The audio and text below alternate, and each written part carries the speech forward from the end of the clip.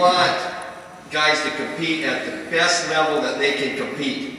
And that potential is hard to get out of individuals. It really is. It's hard to get out of the people that you love the most.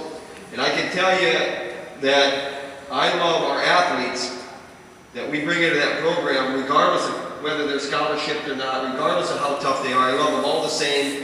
And I love them as much as I love my own kids. In different ways, of course, but I do love them as much as I love my own kids. And so what I'm trying to say is when you're trying to help people, because there's so much satisfaction in getting the most out of your athletes, and even though the focus is on those 10 weight classes, it's really on everybody. It's hard enough to do it without the other side of things. And Brent Benkamp hit on that as well when he talked about find another reason to get geared up. Find another reason to get motivated.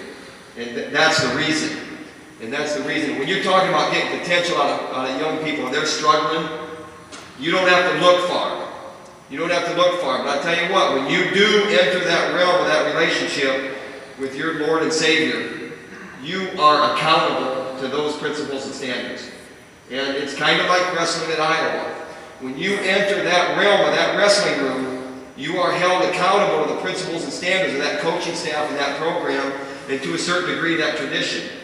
Because Gable influenced me as a coach, and now we're carrying that forward, but we're even carrying it forward bigger because we have to. Because that's what happens when you go down the path of life. Is you have to get better every day. That's a Gable philosophy and a biblical principle, in that you don't let a day go by without working on your relationships. And that doesn't mean that I say relationships vague. Relationships, personal relationships.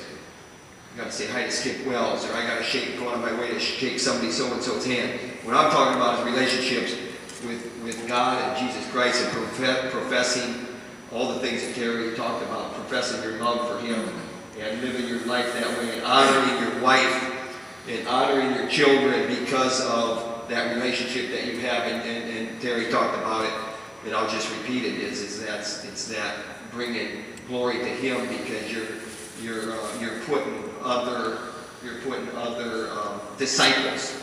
You're putting other disciples out there. The other thing I want to say about accountability is the people that you hang out with. I've been very fortunate.